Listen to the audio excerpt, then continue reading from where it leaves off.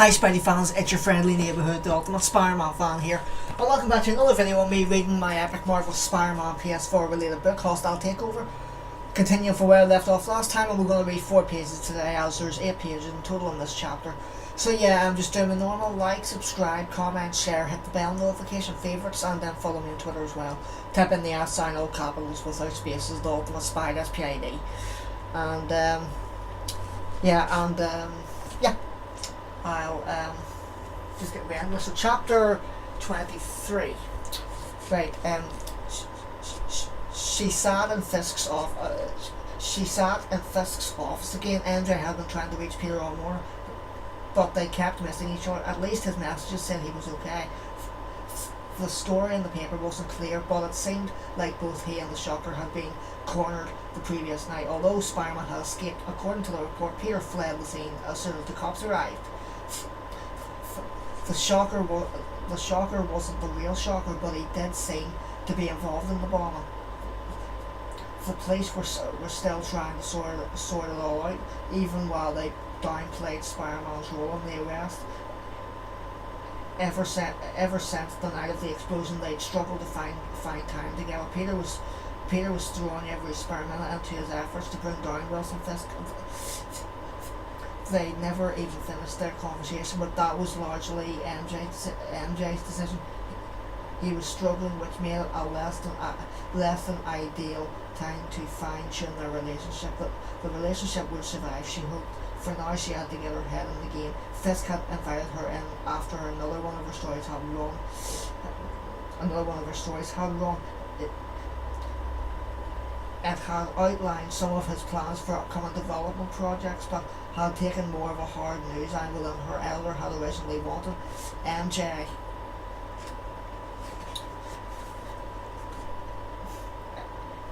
Sorry, yeah, I was just turning the page, there was Spy fans.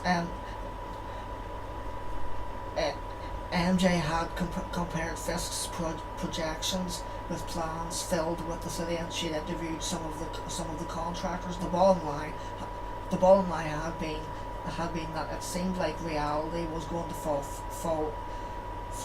far short of Fisk's promises. Robbie Robertson had called her into the office.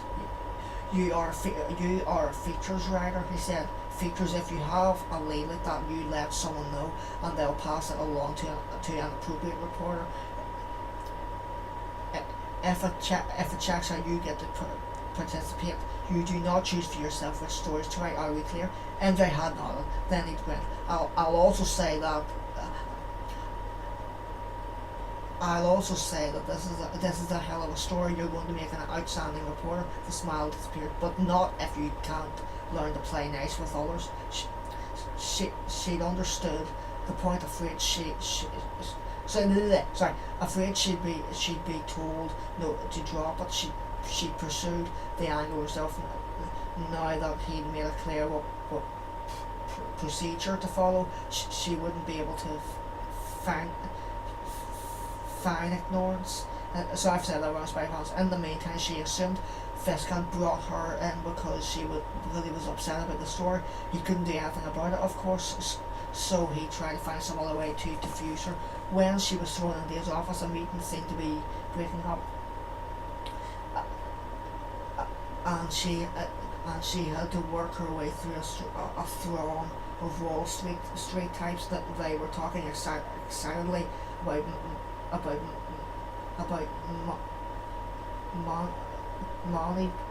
monoclopal bones. So I've said that wrong, Spy fans. Can't read that. Monoclopal bones,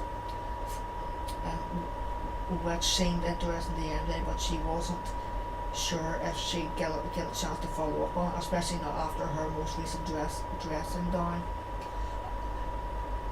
A young woman joined them and was introduced as Maya Lopez. She barely spoke, but mostly studied MJ with a nasty stare. She hadn't exactly seemed warm the first time they met, but now MJ felt sure she'd never want to cross her. Fisk glanced at Lopez's direction from time to time. Miss Watson, Fisk said. That was quite a story. The bugle ran. Usually you are keeping the people in my public relations office very busy. My job is to report the truth, she said. "Oh, the truth is is an elusive thing," he replied coolly. Do you believe? Do you believe your story tells the whole truth? A story can never be complete. She said that the best a reporter can do is relate the facts that are currently available. Once I'd done research, I contacted your media office and gave them a chance to respond in the piece. No one got back to me. Perhaps newspapers view deadlines differently than corporate offices. If you had waited a little longer, you would have received information that cast things in a different light. And now you want me to write about this new information? Of course not. Fisk said, no doubt the story you wrote is an enormous accomplishment for you.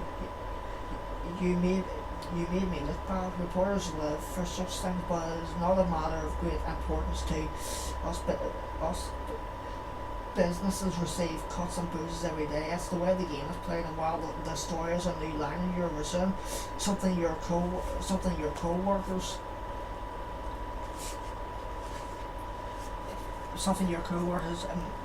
may even remember. So I was turning the page there again, Spidey-Fans, that's why I paused.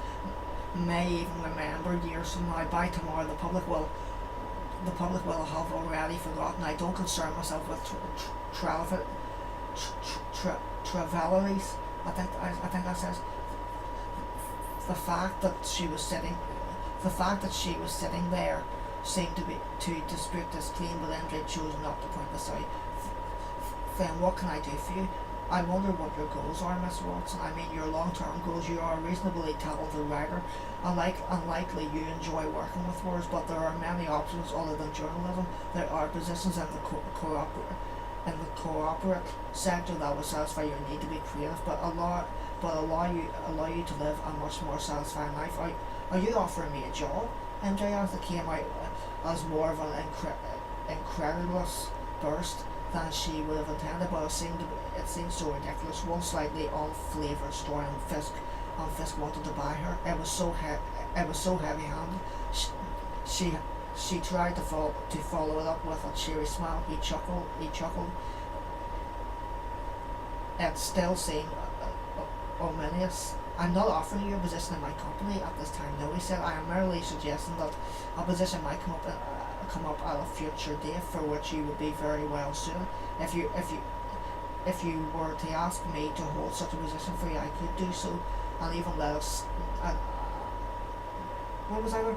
I could do so, and even let us say advance your salary so that the trifling paycheck you currently receive from the bureau doesn't diminish your options.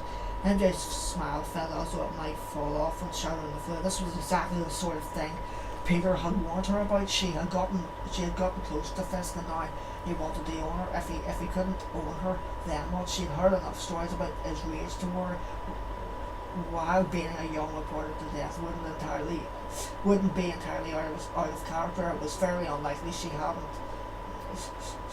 just wandered in off the street.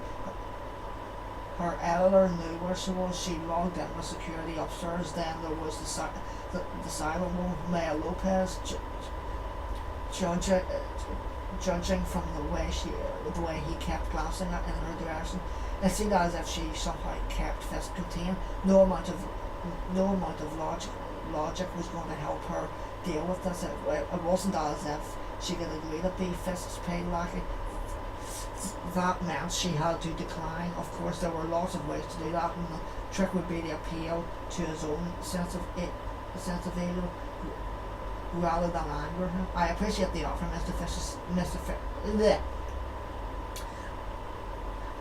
I appreciate the offer, Mr. Fisk, she said, but journalism is my goal. It always has been. I think I love working at the Bureau, and the cooperative side of things doesn't hold much of an interest for me right now. She waited, but Fisk just smiled. I understand, Miss Watson. I appreciate that you have your own goals. It's worth pointing out, however, that my company has a controlling interest in a number of media outlets. I'm sure things would be easier if I had a patron, she said, and and she'd be a powerful ally.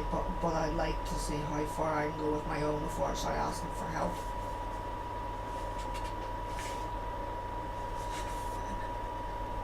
Entirely understandable, he said. Indeed, it's admirable. I wish more journalists had your integrity. I do the best I can. She said, I suspect most people do the same. You do the same. You may be giving most people far too much credit. He moved slightly in his chair, a clear sign that he wanted to change the topic. I'd like to send you to see one of my senior accounting officers who will go over some of the numbers you ran in your piece. I'm not saying you had your information wrong, but a lack of context suggests a false interpretation. That could be very unfortunate.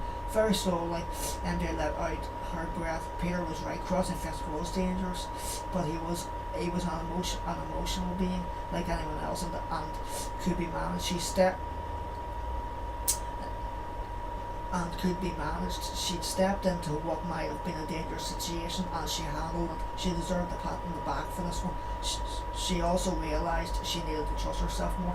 Peter and Fisk had come to blows because Spider-Man came with Fisk with web shooting and fist swinging, and MJ had a different approach, and it produced different results. She had faith in herself. She wished Peter had more faith in her. MJ thanked Fisk and shook hands with him. And Maya Lopez, as she left the office, said it had been a long and possibly pointless meeting. MJ wanted her to write an article that would largely undermine her previous piece. She didn't want to do that, but agreed to meet with the accountant to see if there were angles she hadn't considered. Even now, her mind began to chuck through future ideas. She could pitch that would allow her to stay on the Fisk story, throw the man a few crumbs, but still dig deeper. There were angles covering some of the subcontracts. Perhaps or a piece on how neighbourhood planning might be influenced by the new construction projects. Maybe even seeing what the Wall Street types have been up to. She was so lost in her thoughts that she almost bumped into a trio of men. They were business suits, but they definitely weren't finance types. They seemed military, or at least ex-military.